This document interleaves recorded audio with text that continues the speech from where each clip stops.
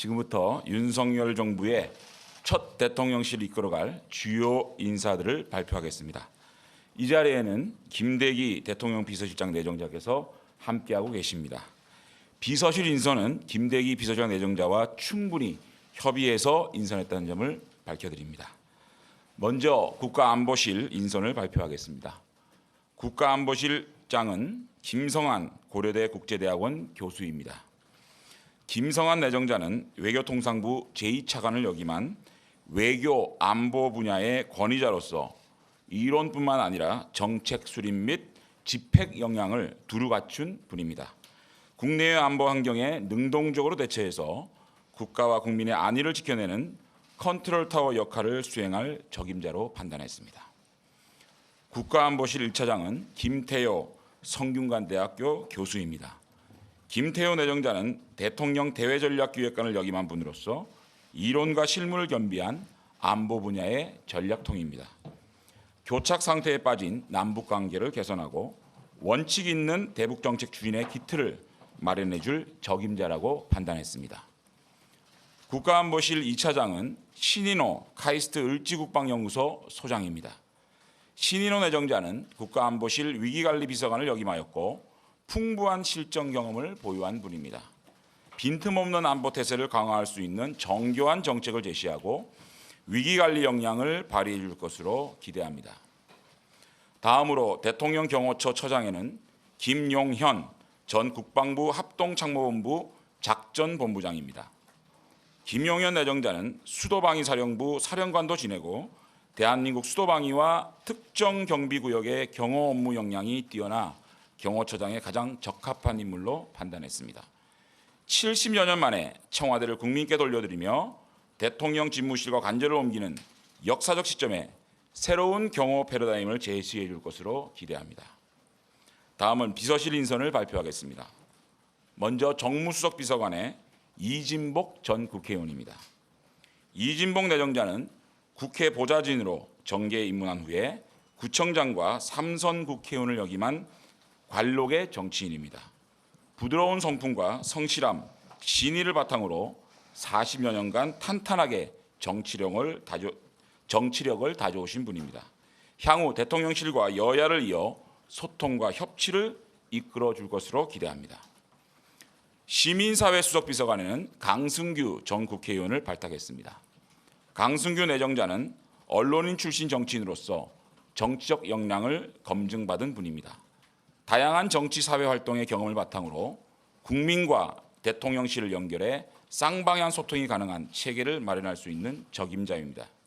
다원화된 국민의 목소리와 시민단체의 제안을 적극 수렴하여 대통령께 전달하고 국민들께는 국정 운영에 대한 설명을 소상하게 해 주실 것으로 기대합니다.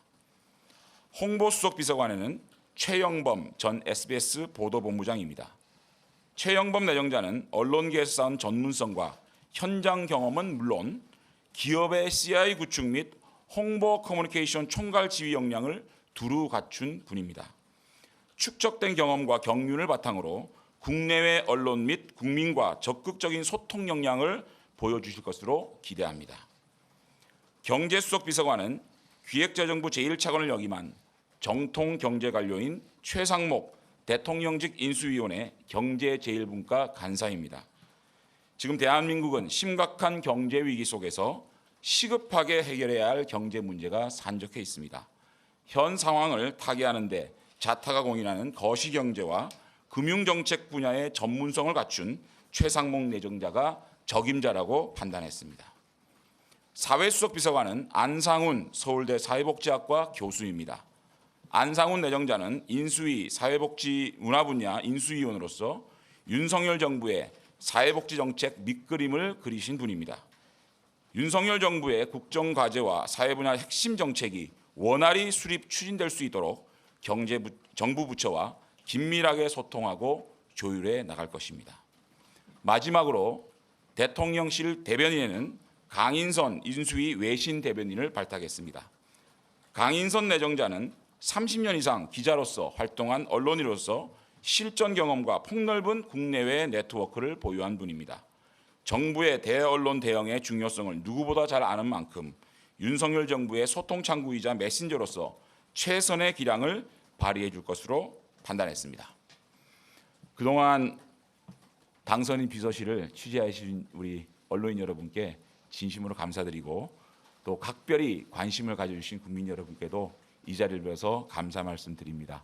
내일부터는 저희 당선인 비서실은 대통령 비서실의 인수인계를 잘 해서 5월 10일 날 윤석열 대통령께서 집무하시는데 한치의 빈틈이 없도록 잘 인수인계하도록 하고 대통령실 그 인선 내정자들과에게 저희들이 업무를 잘 인수인계하도록 하겠습니다.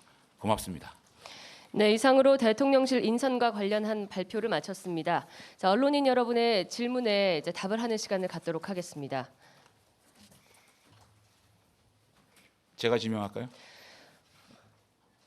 오늘은 인선에 초점을 좀 맞춰주시죠. 네, 실장님, TV조선 홍현주 기자입니다. 오늘 인선이 드디어 발표됐는데 그동안 대선 경선 과정에서부터 대통령실 슬림화 누차 강조하셨는데 그 취지를 다시 한번 여쭙고 싶고요. 앞으로 발표된 수석 산하 비서관 인선은 어떻게 될지, 규모는 어느 정도로 보면 될지 궁금합니다. 우선 대통령실 슬림화 이 부분은 저희들이 그동안 청와대가 행정부를 좀 이렇게 주도하는 그런 청와대의 모습이지 않았습니까? 그래서 사실상 행정부가 청와대의 뜻을 집행하는 기관에 머물렀습니다. 그래서 행정부가 좀 더 창의적이고 혁신적인 어떤 그런 정책들을 집행하고 또 수립할 수 있도록 저희 대통령실은 조율하고 하는 역할을 충실히 하겠다라는 차원에서 슬림하겠다라는 말씀을 드렸고 향후 비서관 인선은 오늘 지명된 수석들과 의논을 해서 곧 발표를 할 수 있도록 최선을 다하겠습니다. 비서관도 이 슬림화하는 그런 기준에 맞도록 해서 한 분 한 분이 핵심적인 역할을 잘 수행할 수 있도록 그런 인선을 하는데 박차를 가해 나가고 있습니다. 예, 마이크를 바로 앞자리로 넘겨주시면 될 것 같습니다. 네, 실장님 채널A 홍지은입니다. 어쨌든 공약대로 민정수석은 폐지를 하게 되는데요. 그럼 민정수석이 맡았던 대통령 친인척 관리 아니면 인사검증, 사정 업무 이런 식으로 민정수석에서 맡았던 그 업무는 구체적으로 어떤 식으로 나눠지는지 궁금합니다. 검증 업무는 경찰, 법무부 이런 쪽에서 다원화된 채널 속에서 다원화된 평판을 가지고 인선을 할 앞으로 인사를 할 생각이고요. 청와대 내의 기강 문제나 이런 것들은 공직기관 비서관을 둬서 그 업무를 수행하려고 합니다. 법률비서관은 앞으로 그 새롭게 만들어질 법률비서관은 대통령의 법물 자문 그런 것들을 주로 하려고 합니다. 네. 매일경제 이종혁 기자입니다. 두 가지 여쭙고 싶은데 우선 이제 그 민관 합동위원회에 대해서도 되게 관심이 많은데 혹시 언제쯤 저희가 윤곽을 기대할 수 있을지, 그리고 이게 대통령 비서실 슬림화로 조직이 축소되면 정책 조율 역량 약화 등 이제 어떤 문제가 생길 수 있다는 지적이 있는데 어떻게 보시고 계시는지 이 민간합동위원회는 저희들이 급하게 서두르지 않겠습니다.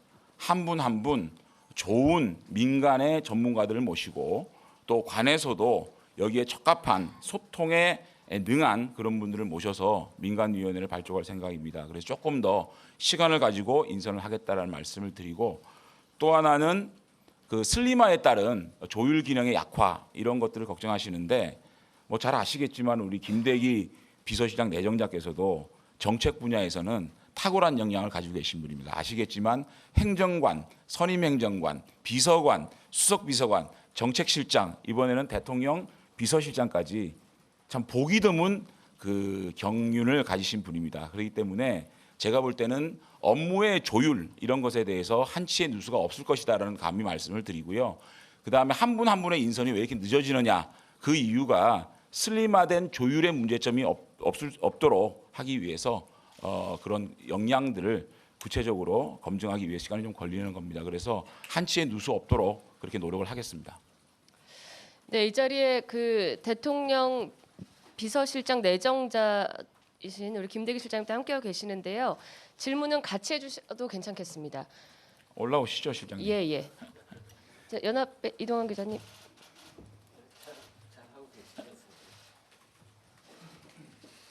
네, 연합뉴스 이동환입니다.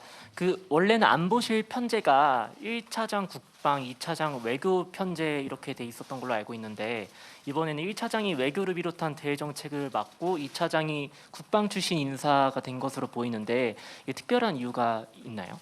특별한 의미라기보다는 좀 더 작지만 효율적인 대통령실의 체제 구축이라는 측면에서 그렇게 이해해 주시면 좋겠고, 어차피 지금은 안보 국방이 외교와 뗄래야 뗄 수 없는 사정이지 않겠습니까? 그리고 지금 대한민국 외교가 너무 어려워져 있고, 특히 사강 외교가 참 뭐라 그럴까요? 이거 정상화시켜야 될 필요가 있지 않겠습니까? 그래서 1차장, 2차장을 이렇게 역할 분담을 했다라고 말씀을 드리겠습니다.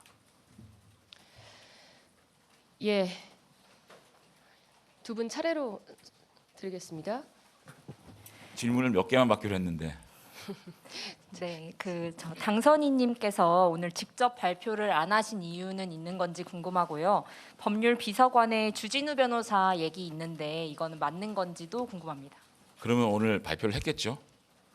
그죠? 그러니까 비서관 누구누구를 어떻게 발표한다는 거는 여러분이 조금만 기다려 주시면 좋겠고요. 대통령이 직접 발표 안 하신 이유는 오늘 또 일정이 계시고 또 청와대는 참모진입니다. 참모진이고 국무위원과는 조금 다르지 않겠습니까? 그런 차원에서 오늘 제가 발표를 했다는 말씀을 드립니다. 자, 두 분만 질문을 더 받고 마치겠습니다. 예. 예, 저 뉴시스 김승민이라고 합니다. 시민사회 수석 관련해서 두 가지만 여쭙고 싶은데요. 당선인께서 시민사회 수석실을 통해서 입법 전횡과 헌법 일탈에 대해서 국민에게 설명하겠다라고 실장님께서 전언을 하셔가지고 이게 이제 검수완 법안이 공포가 되면 정부 출범 이후에 어떤 식으로 좀 구체적으로 대응을 하실 구상인지 하고요. 이게 이제 좀 국민에게 적극 설명하겠다라는 부분이 이게 경우에 따라서 굉장히 안 좋게 작동을 한다면 어떻게 안 좋게 작동하죠? 경우에 따라서 좀 경우에 따라서 예, 어떤 경우가 있을까요? 뭐 관제, 동원 이런 비판이 나올 수. 관제요? 그러니까 예전 사례를 보면 예전 사례 시민사회에서 관제나 동원을 한 적이 있습니까? 그러니까 민주정부 수립 이후에? 그런 비판을 받았던 소지가 있었던 일들이 있었으니까요. 어떤 일이 있었죠? 민주정부 이후에? 예를 들면 이제 박근혜 정부에서 국정교과서 관련해서 논쟁이 있었을 때 이제 적극 설명을 하는 그런 과정에서 이제 시민단체들이 이제 행동에 나서는 부분들이 이제 행동에 나서는 것이 청와대에서 조정한 적이 있습니까? 조정했다기보다 이제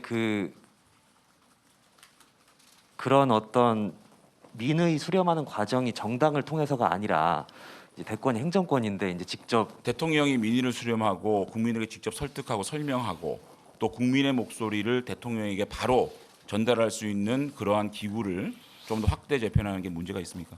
그런 비판이 나올 수 있으니 비판이요? 혹시 어떤 그럼 대통령은 소통을 안 해야 되나요? 소통을 하면 안 된다는 게 아니라 자, 시민사회수를 확대 재편하는 이유는요. 어쨌든 이것이 검수완박 때문에 기구를 확대 재편합니까? 그건 아니거든요. 제가 말씀드렸듯이 우리 다원화된 시민단체가 있고 지역에도 많은 시민단체가 있고 또 각종 직능단체가 많이 있습니다. 보훈, 보건, 복지, 의료 참 이루 말할 수 없는 그런 이익단체, 이해관계를 가지신 단체들이 있습니다. 물론 노동단체도 마찬가지겠죠. 그런 분들과 대통령께서 정말 이번에 청와대를 국민께 돌려드리고 대통령실로 나와서 국민들과 직접 소통하겠다는 의지를 담은 것이고 국정의 방향에 대해서 좀 더 가깝게 국민들께 설명드리겠다는 차원에서 있었던 것이고요. 검수완박 문제는 아까도 우리 기자께서 말씀하셨듯이 이 현재 국회 상황이 180석이나 되는 야당을 가지게 됩니다. 그러면 180석 된 야당이 입법 전행을 한다든가 또 헌법 일탈 이런 법안들을 만들 때 좀 더 국민들에게 설득해야 될 의무이자 책임이 대통령에 있다고 봅니다. 그렇기 때문에 시민사회 수준을 좀 강화해서 국민들의 직접 소통을 늘리겠다라는 그런 선의로 해석해 주기를 부탁드립니다. 네, 마지막으로 제가 한 분만 더 하는데 아까 손을 든 순서를 기억하고 있어서 저 맨 뒤에 우리 기자님 한번 마이크 드리고 오늘 발표 시간을 정리하도록 하겠습니다. 네, 실장님 안녕하세요. 아주경제 김슬기입니다. 저도 두 가지 여쭤보고 싶은데요. 첫 번째는 그 안철수 위원장이 과학교육 수석을 제안한 걸로 알고 있는데 그게 이번에 왜 빠졌는지 하나 여쭙고 싶고, 두 번째는 이제 청와대 그 대통령실 인원을 30% 감축한다는 거에 대해서 실장님도 앞전에 넌센스라고 말씀하신 게 있는데 그렇습니다.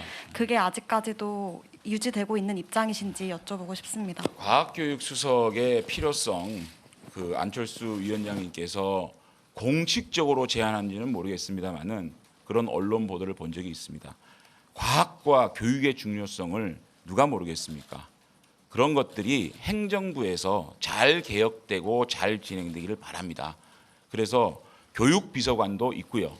또 과학비서관도 있습니다. 그렇기 때문에 굳이 지금 과학교육 수석이라고 따로 만들어서 할 시점은 아니다. 조금 더 지켜보고 그 필요성을 인정하되 좀 더 지켜보면서 대통령실이라는 게 필요에 따라서 조금 늘리고 조금 줄일 수 있거든요.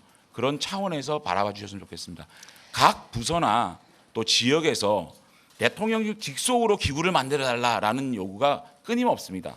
그것이 지금까지 청와대에서 만기칠람하고 청와대에서 모든 걸 결정했기 때문에 그런 요구들이 있는 걸로 알고 있습니다. 앞으로 저희 윤석열 정부의 대통령실은 좀 더 겸손한 대통령실을 꾸리고 싶은 것이 당선인의 의지입니다. 그래서 좀 더 행정부가 자체적으로 개혁하고 정책을 만들고 집행할 수 있도록 그렇게 좀 조율하고 지원하는 그런 역할을 할 것입니다. 그래서 앞으로 우리 정부가 또 이렇게 취임해서 진행되는 동안 과학기술 쪽에 수석이 필요하다라고 국민들 욕구가 더 많아지면 저희들이 고려하겠다는 말씀을 드리고, 비서실 그 대통령실 인원 30%딱 잘라서 줄이겠다.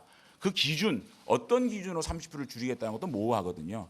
대통령실 인원이라는 게 딱 정원이 있는 게 아닙니다. 그래서 가장 적재적소에 아주 효율적으로 또 인원을 배치해서 작지만 아주 강하고 아주 민첩한 그런 대통령실 만들기 위한 인원이 될 것이다라고 말씀드리고, 30% 이것보다는 하여튼 조금 더 슬림하게 가겠다라는 원칙에는 변함이 없다는 말씀을 드립니다. 네, 대통령실 인선에 관해서 기자분들이 가장 많이 궁금해하셨을 하나만 더 텐데요. 받겠습니다. 누구예요? 마스크를 써서 누구지도 모르겠어요. 그럼 한 분 더 질문 받고 정리하겠습니다. 감사합니다. 한국일보 박지연이라고 합니다. 그 과학교육수석 필요성 방금 질문 나왔었는데 대통령 비서실 인선에서 여성과 청년 수석은 혹시 없는지, 아니면 향후에 좀 어떻게 인선하실 계획이신지도 여쭙고 싶습니다. 청년들의 목소리를 적극적으로 수렴하겠다는 의지에는 변함이 없고요.